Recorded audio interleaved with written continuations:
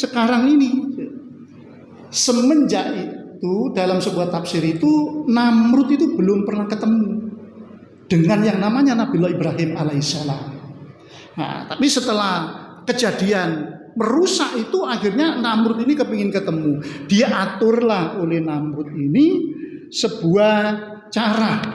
Jadi cara yang sekiranya Nabiullah Ibrahim itu datang. Nah, diatur akhirnya Namrud membagi-bagikan sembako kalau sekarang itu makanan. Nah, diatur. Wah, sudah yang datang bawa karung diisi terus pulang, datang diisi terus pulang. Ketika waktu Nabiullah Ibrahim alaihissalam karungnya tidak diambil, kemudian Nabiullah Ibrahim diarahkan ke tempat yang lain. Di situ ternyata dipertemukan dengan Namrud. Nah, apa tujuannya adalah berdebat. Sampai Nabiullah Ibrahim alaihissalam pulang tidak dikasih jatah gitu. Tidak dikasih jatah, karungnya tidak diisi makanan pokok. Tapi akhirnya untuk menyenangkan keluarganya di jalan diisi dengan tanah karung itu.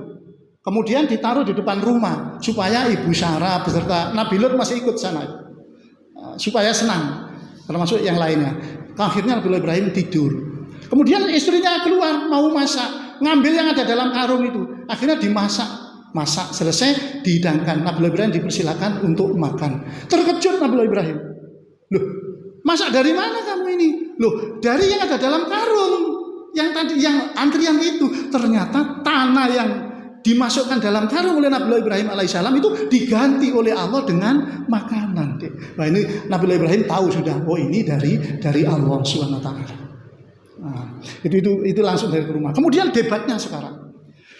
Namrud itu tujuannya yang mendebat. Jadi begini, Ibrahim, kalau kamu tidak mau dengan Tuhan-Tuhan kamu tadi menghancurkan Tuhan-Tuhan kamu siapa Tuhanmu yang sebenarnya? Nah, di dalam surah Al-Baqarah 258 itu Allah berfirman, A'udzubillahi minasyaitonirrajim.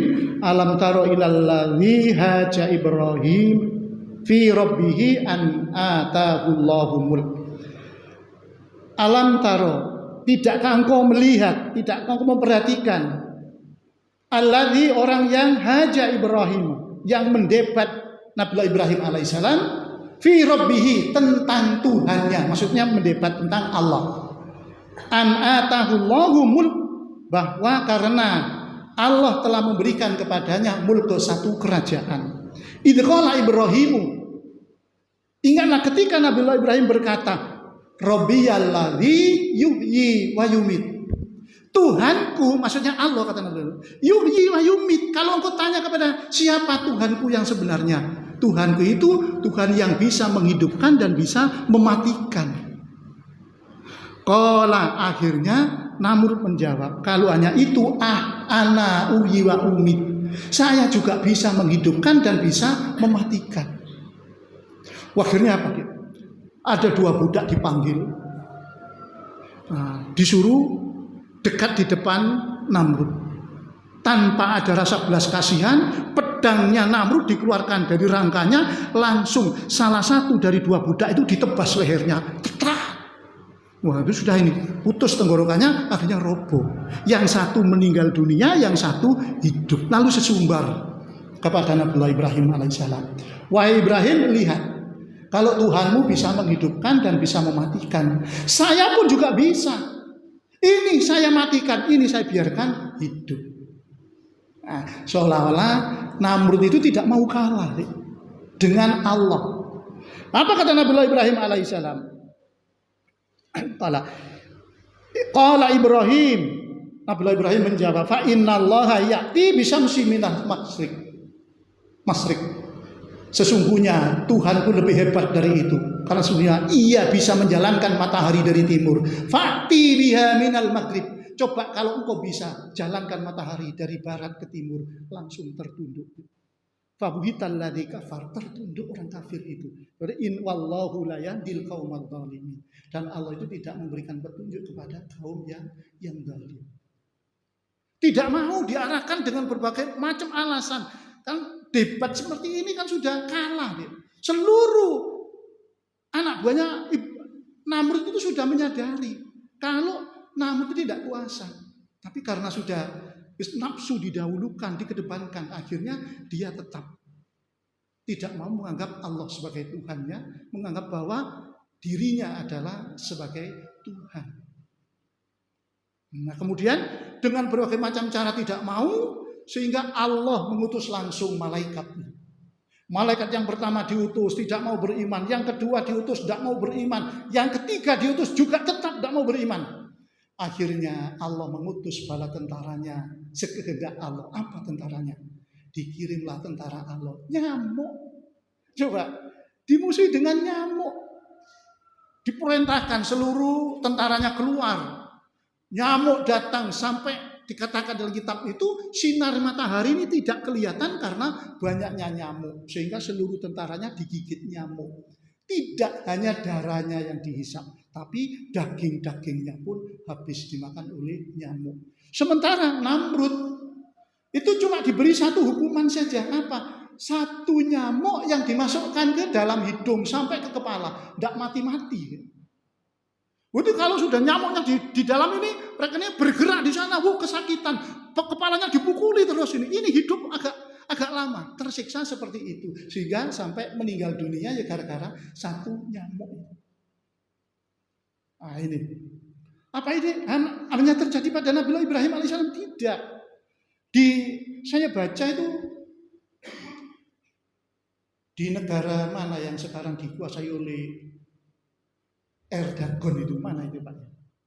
Turki. Dulu itu 1938 ada yang bernama Mustafa Kamal. Itu menamakan lebih hebat mana Tuhan dengan saya. Jadi prajuritnya takut. Kalau dikatakan lebih hebat Tuhan dibunuh. Lebih hebat Paduka, tapi matinya dengan digigit nyamuk sehingga melepuh selalu panas. Mintanya kepingin dibawa ke laut. Setelah bawa laut terendak. Pokoknya panas terus tersiksa akhirnya sampai mati. Matinya pun tidak diterima oleh tanah sehingga terpental. Sampai sekarang ada di Turki itu. Nah, inilah sebagai pelajaran ibrah dari Nabi Ibrahim alaihissalam. Ini tentang perdebatan antara Nabi Ibrahim dengan Namrud. Nah, yang kemudian Nabi Ibrahim akhirnya diperintahkan untuk hijrah ke Palestina. Nah, setelah ke Palestina, akhirnya meneruskan hijrah ke raja di Mesir. Nah, raja Mesir ini juga seperti itu, dikenal dengan seorang raja yang zalim. Nah, raja ini kalau tahu ada seorang laki-laki yang istrinya cantik diambil, nah, harus kena. Kalau tidak suaminya dibunuh. Lah Nabi Ibrahim alaihissalam ketika mau masuk ke raja Mesir yang zalim ini berpesan pada istrinya, Ibu Sarah itu cantik deh, sempurna cantik. Wah, dikatakan kalau kita masuk ke raja nanti, ke rumah raja, jangan mengaku sebagai suami saya. Jadi akuilah bahwa saya ini adalah saudara kamu. Artinya tidak berdusta. Ini saudara seagama atau saudara seiman. Nah, kalau tidak seperti itu, akhirnya dirampas, diambil, Nabi Ibrahim dibunuh. Karena seperti itu untuk menghindar tidak sampai terjadi seperti itu. Nah, akhirnya betul masuk sesuai dengan diprediksi oleh Nabi Ibrahim alaihissalam. Nanti istrinya diambil. Ditanya, ini adalah kakak saya. Nah, bisa. Dia mau. Akhirnya dimasukkan ke ruangan yang khusus. Biasanya seperti itu. Ketika sang raja Mesir ini mau berbuat zalim, Ibu Sarah berdoa. Kemudian ketika mau dipegang oleh seorang raja dalam sebuah tarik ini, maka sang raja itu langsung tangannya setruk. Langsung terkejut. Loh, kenapa tangan saya bisa seperti ini? Apa yang Anda lakukan? Saya berdoa kepada Tuhan saya. Karena engkau akan berbuat yang tidak senonoh. Padahal saya bukan apa-apamu. Apa kata Raja Mesir? Ya sudah, sekarang mintalah kepada Tuhanmu, sembuhkan, pulihkan kembali tanganku. Kamu tidak akan saya apa-apakan. Mohon akhirnya Ibu Sarah, supaya dikembalikan tangannya. Sembuh. Kemudian masih kurang puas. Masa sih gitu lagi? Akhirnya mau berbuat lagi. Doa lagi, begitu lagi. Akhirnya apa? Minta lagi, sembuh lagi. Kali yang ketiga. Yang ketiga masih berbuat lagi, Ibu Sarah berdoa kepada Allah, tolong istilahnya jadikan ia tidak bisa bergerak seluruh tubuhnya, akhirnya tidak bisa bergerak sama sekali. Nah, kemudian benar-benar berjanji ini, Raja Mesir ini, tolong kembalikan saya, mintalah kepada Tuhanku, agar Tuhanmu mengembalikan saya seperti semula. Kamu benar-benar tidak akan saya apa-apakan. Akhirnya didoakan oleh Ibu Sarah, akhirnya sembuh. Sehingga Ibu Sarah ini dikembalikan kepada Nabiullah Ibrahim alaihissalam. Ini satu riwayat. Riwayat yang lain bahwa ketika seorang raja mau berbuat kepada Ibu Sarah, bermimpi bahwa Ibu Sarah ini punya suaminya sendiri yang ikut itu, yaitu Nabiullah Ibrahim alaihissalam. Ada alamat apa ini? Sehingga dia merasa takut, sehingga dikembalikan. Ketika mau pulang, dia dihadiahi. Apa hadiahnya? Dihadiahi seorang wanita. Nah, kalau dulu budak mungkin, pembantu lah sekarang. Nah, wanita ini dalam sebuah riwayat ada yang dikatakan budaknya dari salah satu budaknya dari Raja Mesir. Tapi satu riwayat lagi bahwa yang dibawakan kepada Ibu Sarah dan Nabiullah Ibrahim alaihissalam ini putranya Raja Mesir. Karena melihat keajaiban-keajaiban seperti itu, anaknya dibawakan. Akhirnya kembali ke Palestina. Nah, saat itu usia 15 tahun Ibu Hajar. Sampai usia 30 tahun akhirnya Ibu Sarah merasa bahwa dirinya tidak bisa memberikan satu keturunan, diizinkanlah siapa? Nabiullah Ibrahim alaihissalam untuk menikahi Ibu Hajar ini. Akhirnya dengan diizinnya seperti itu, kemudian tidak jadi lama hamil. Setelah hamil, wis langsunglah melahirkan. Ujian lagi. Setelah melahirkan senang Ibu Sarah, senang Ibu Hajar, senang. Lebih-lebih Nabiullah Ibrahim alaihissalam, anak yang diharap-harapkan tak kunjung tiba, tapi dengan perkawinannya Ibu Sarah dengan dirinya akhirnya dikaruniai seorang putra. Bahagianya bukan main. Ada satu sebab, apa? Lama-kelamaan Ibu Sarah cemburu. Ini merupakan sebab cemburu. Saya belum juga dianu, akhirnya tidak enak perasaannya. Sehingga ada perintah dari Allah supaya Nabiullah Ibrahim alaihissalam membawa istri dan anaknya itu keluar dari Palestina. Saat itu ada di Palestina, yang sekarang ditembaki oleh Bani Israel. Nah, dibawa keluar. Akhirnya ambil onta, keluar Ibu Hajar dan Ismail yang masih kecil. Kemana arahnya belum tahu itu. Sampai perjalanan onta 3 bulan. Nah, 3 bulan sehingga nyampe di satu tempat. Nah, tempat ini kalau dulu mungkin diberi nama Bakkah. Sekarang Mekah Al-Mukarramah itu. Nah, setelah nyampe di situ berhentilah onta itu atas perintah Allah. Kemudian istri dan anaknya diturunkan. Di jalan cari perbekalan, masih ada sisa perbekalan, diturunkan. Air juga ada, makan juga ada. Setelah diturunkan, perbekalan sudah turun, Nabiullah Ibrahim kemudian langsung membalikkan ontanya 180 derajat. Seret dibalikkan, langsung naik lagi ke atas onta. Nah, setelah di atas onta, langsung onta itu dijalankan. Begitu Ibu Hajar melihat, loh, mau kemana suamiku? Dikejar, dipegang tampar ontanya itu sambil bertanya, wahai suamiku, kemana engkau hendak pergi? Apa? Nabiullah Ibrahim diam. Ada pertanyaannya kedua, akankah kau tinggalkan kami berdua di tempat lembah yang tidak berpenghuni sama sekali ini? Tidak ada orang sama sekali, tidak ada tumbuh-tumbuhan. Nabiullah Ibrahim jangankan menjawab, sedikit noleh saja tidak. Bagaimana wahai suamiku, dulu kau mengharapkan anak sebagai penerus perjuanganmu, tidak kunjung tiba. Sekarang kau memiliki putra sebagai generasi penerusmu, sudah lahir, kemudian kau campakkan begitu saja, tidakkah kau merasa kasihan? Kalau saya saja mati gak apa-apa, tapi bagaimana dengan anakmu ini? Apa? Tetap Nabiullah Ibrahim alaihissalam.